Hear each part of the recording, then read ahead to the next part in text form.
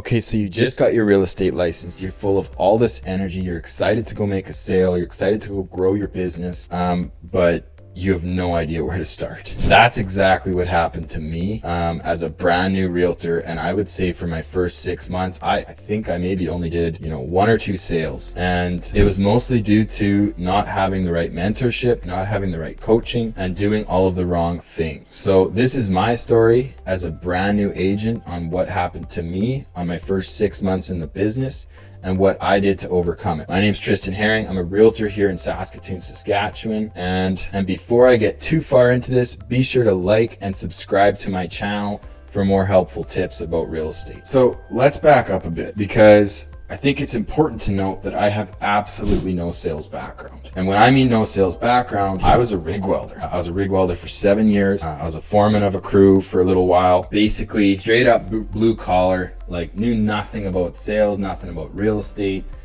Completely green. And so one of the biggest struggles I had was I just assumed that, when I got my real estate license, make a post on Facebook, and I thought, people are going to reach out to you. I don't want to be a pushy sales. And that was my biggest thing. A few months into the business, I realized, there's people I know who've bought and sold without me. And then you go and talk to them like, oh, I didn't know you were even in the business.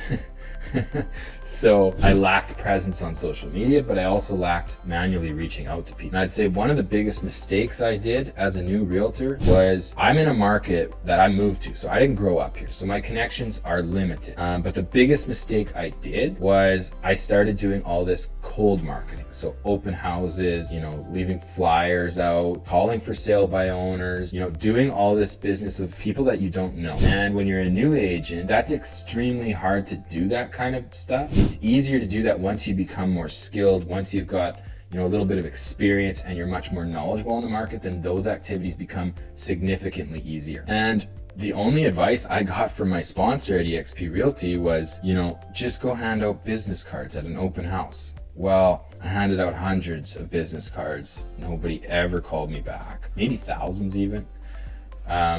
I later went on to learn, once I got some better mentorship, this is the complete wrong way to do business. Now, one of the first houses I ever sold ended up being a close buddy of mine who just, I was in constant communication with. I never actually was trying to sell him anything. I was just telling him about, what I was doing, and he trusted me and he bought his first house with me. It was a fresh experience for both of us. So that was my first sale. I then realized that I needed to be much more vocal about what I was doing. You can't be that secret agent. As much as, that seems cool to just go under the radar, you have to be loud and you have to make sure everybody knows what you're doing. You can't let them forget. And you can do that without being pushy. So I decided to start expanding my presence on social media. Now, keep in mind, like I said, I'm a rig welder. I don't have social media background. I don't know what I'm doing. After numerous courses and trying a bunch of different things online, different strategies, I started doing lots of property tours, which were good. Property tours are fantastic. I'd call agents. You always got to ask permission, of course, and I'd call them and I'd ask them if I could just promote their property on social media. Usually you can tag them in it. Usually they're all pretty good with it. There's some agents who are, they don't like it and they won't let you do it. But that's what I started doing. I started promoting myself all over social media, mostly through property tours. I do some talking head video stuff, but not as much. This started to get me traction. People realized I was actually out working. I was actually in the market, in the houses. And that's actually an extremely overlooked thing. If you're a new agent, even if you're not promoting houses on social media, you do need to be going in the vacant properties. Like a listing agent will always give you permission to view a vacant property, unless for some reason the seller says no. But you should definitely be viewing all new vacant product as it comes up on the market. You have nothing better to do anyways. So unless you're prospecting, you should be coming more in touch with the market so that you can actually talk knowledgeably about how the market is moving to clients.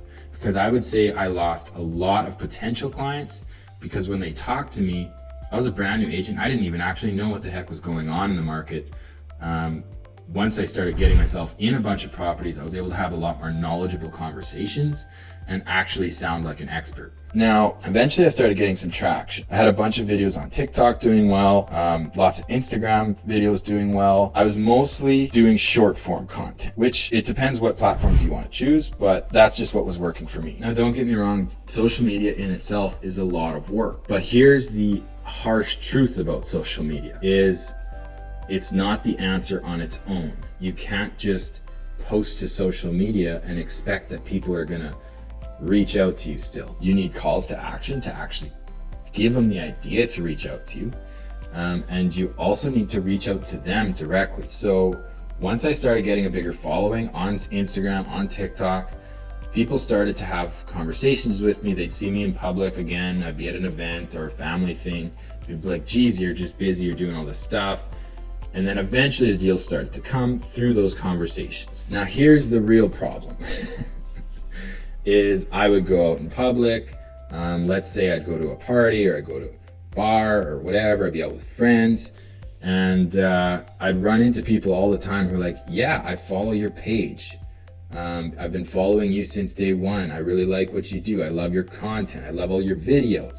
And we just bought a house. Man, like, come on. That would hurt, like right here. You would just be like sick to your stomach. You're like, what did I have to do? And then you find out that they bought with some random agent, you know, and they didn't understand the process. So the next thing that I had to do, which one of the things that my mentor made sure to get me to do in the beginning was I had to start making a list of my sphere of influence. If you seen them in public, you'd go up to them and you talk to them. You need to find a way to get as many of these names on paper. So you can start as archaic as you want with a notepad and just start writing people's names down. You go through your phone contact list, see how many phone contacts you have, start writing down everything. Now, once you've built this list, and like you can go to, you know, the businesses that you're in every day, sports teams that you're on, sports teams you used to be on, you know, people you graduated with from high school, go through your Facebook list, go through your Instagram list, and find out everyone that you would have conversation with that's not a stranger, and you need to make this list. Once you've made this list, you need to start reaching out to everybody on that list, and literally all you need to do is just say, hey, you know, this is what I'm doing now. Really appreciate it. You know, if you know anyone in the market, be sure to let me know. I'd be happy to help them out. That's literally all you need to do. It's not pushy. You're not asking for their business. You're asking for them to just keep you in mind if someone's buying or selling. Now, that strategy alone, if that's all you did, would pay you off way better than all these open houses, the social media. Even if you didn't do social media, that strategy alone would pay you back way more in commissions than anything else that you could be doing. Now, the problem is that you'll eventually run out of that data. So the next thing that I needed to do that my mentor started pushing on me was, once you have all these conversations too, you're going to have leads, but these might be people that are, you know, ready in 6 months, ready in 3 months, ready in a year, ready in 2 years. You don't know. So you need a way to track all this, because as smart as you think you are, you will forget. And I'm pretty scatterbrained. So I definitely forgot leads. Now, this is where he helped me build a database. So I started building a database, and actually, I give it away for as little as $1,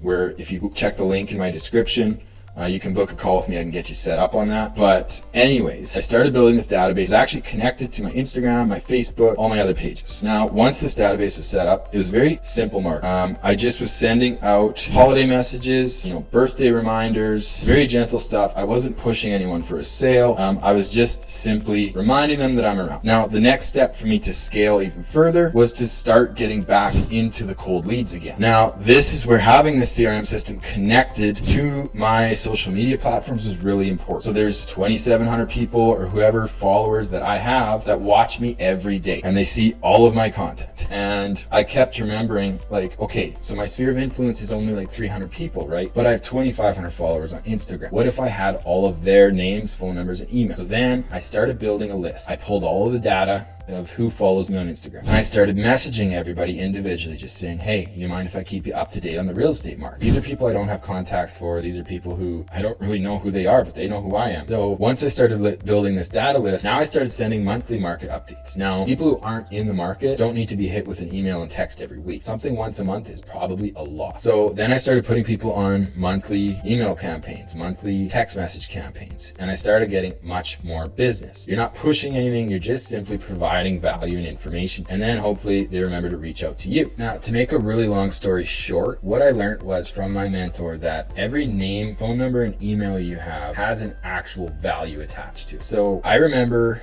as a newer agent, you're stressed. You feel like you need to write a deal every week. You feel like you need to be running around showing all these houses, doing all this stuff. But in reality, you just added a couple names, phone numbers, and emails to your database every single day. And if you could grow that database up to 2,000, 3,000, 4,000 people, you will be successful. Like, you will, especially if you have the right campaign to send them the proper information, send them valuable marketing, send them selling tips, buying tip, whatever it is, you will eventually become successful. And I'm not saying that social media is something you should or shouldn't do. For me, it comes naturally after working at it for a long time, but it's definitely helped with my marketing because I can send text messages and emails with links to the videos in it, which will also drive extra traffic to my page. So if I was to give one very important piece of advice to a brand new agent, it would be to simply quit looking at the deal count that you're doing and start looking at the names that you're putting into a database. And if you don't have a database, you need one.